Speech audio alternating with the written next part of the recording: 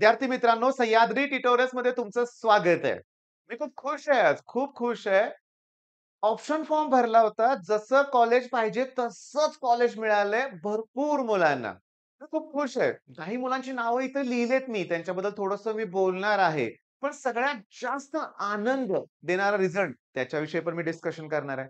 मी तुम्हाला सांगू का, पहिल्यांदा इथे लिहिलंय मी मनस्वी राणे. हिला तुम्ही सगळेजण ओळखताय. तिचे इंटरव्ह्यू पण YouTubeवर आहेत. ही आपल्या क्रॅश कोर्सची स्टुडंट आहे. तिला व्ही-जे-टी-आय सी-एस मिळालंय.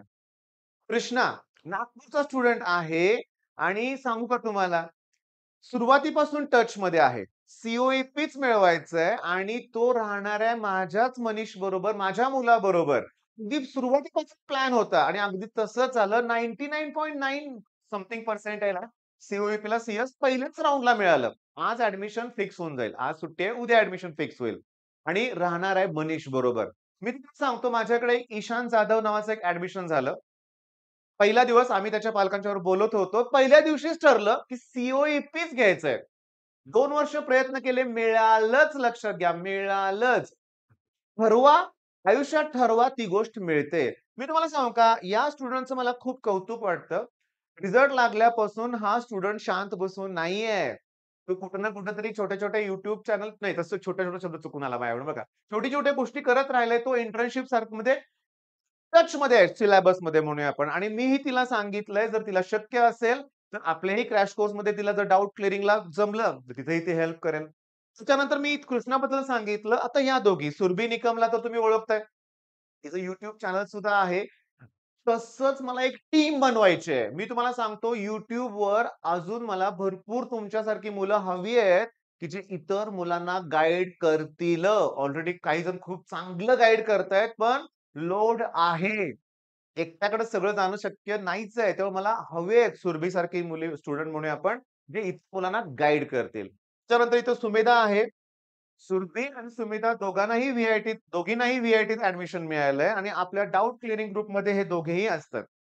तर क्रॅश कोर्स बद्दल तुम्ही जर बोलला ना, तर क्रॅश कोर्स आता ड्रॉपर टू टॉपर ही एक आपली एक बॅच आहे आणि रेग्युलर मुलांसाठी पण बॅच आहे. तुम्हाला ना काही डाउट असतील ना आणि ॲडमिशन प्रोसेस बद्दल पण काही शंका असेल ना, तर तुम्ही या नंबरवर WhatsApp मेसेज करा.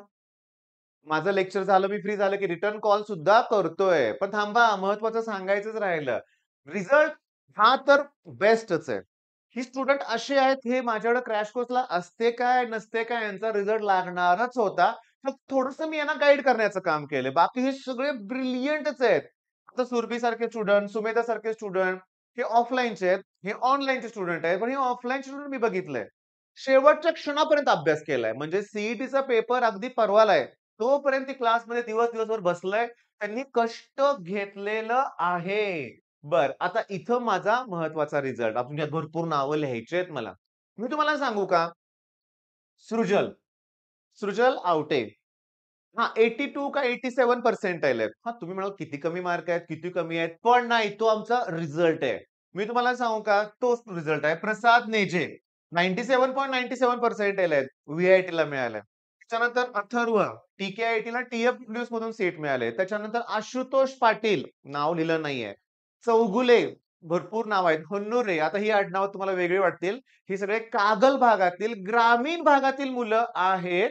की ज्यांचा बेस्ट रिझल्ट लागलाय. मी तुम्हाला सांगतो, प्रसादचं जाऊ दे म्हणूया आपण. मी सगळ्यांच्या वतीनंच बोलतोय, की त्यांचे पालक एवढे खुश आहेत. त्यातली बरीचशी मुलं तर मराठी मीडियमची आहेत. ग्रामीण भाग 97-95 पर्सेंटाइल बोर्डचा रिझल्ट पण त्यांचा जबरदस्त आहे. हे सगळे कागलमध्ये एक टी.आर. माने नावाचं कॉलेज आहे. तिथले स्टुडंट आहेत. माझ्याकडे ते ऑफलाईनला कागललाच होते. प्लस ऑनलाईन त्यांनी क्रॅश कोर्स केलाय सगळ्यांनी. सांगतो डी.आर. मानेमध्ये अगदी टॉप 10 मध्ये हेच स्टुडंट आहेत. मग म्हणून मी खूप खुश आहे. हां, कारण माझ्या लक्षात आलंय, की अगदी 50, 60, 70, 80% ची मुलं सुद्धा सी चांगला रिझल्ट लावतायत. का नाही चांगला रिझल्ट सांगा आमच्या सृजलचा? ठीक आहे 85 का 87 पर्सेंटाइल मला आठवत नाहीत. पण 80 प्लस आहेत म्हणूया आपण.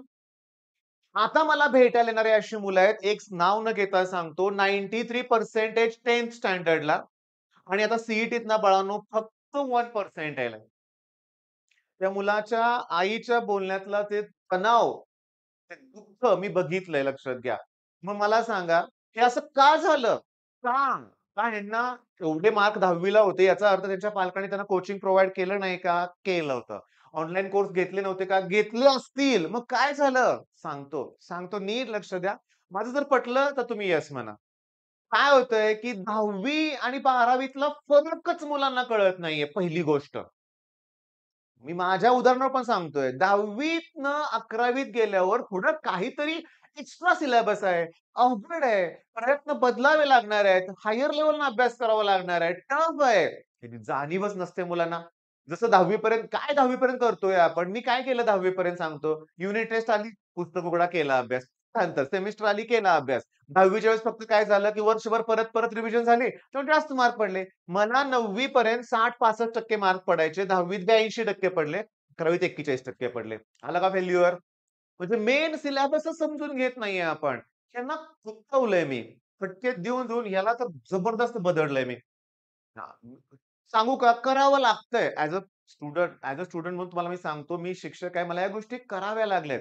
पण ही जी मुलं आहेत ना, ही मुलं म्हणूया आपण, त्यांना काही सांगावंच लागत नाही रे. ही करतात.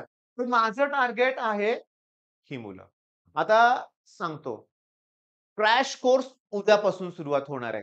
आज क्रॅश कोर्सचं ॲडमिशन तुम्हाला घ्यायचंय. बरोबर आहे?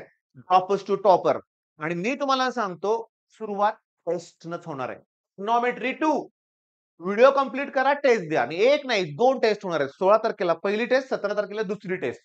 ट्रिग्नॉमेट्री 2 च्या 2 टेस्ट होणार हे लक्षात घ्या.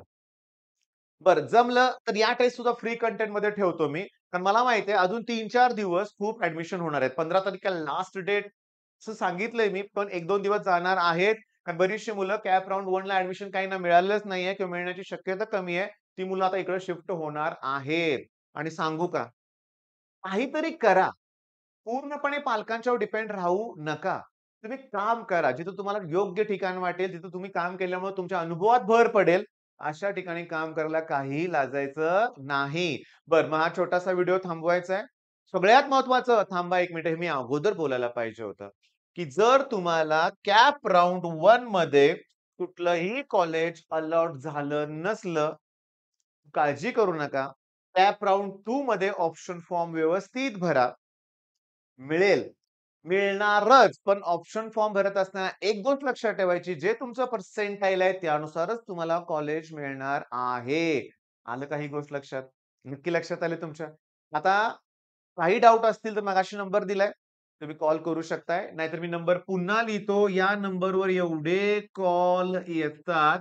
प्रत्येक वेळेस ना तुमचा कॉल लगेच रिप्लाय करता येत नाहीये, पण आम्ही करतोय.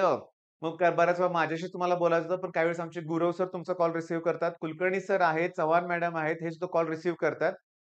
खूप इम्पोर्टंट असेल तर मी पण कॉल नक्की करेन तुम्हाला. All the best.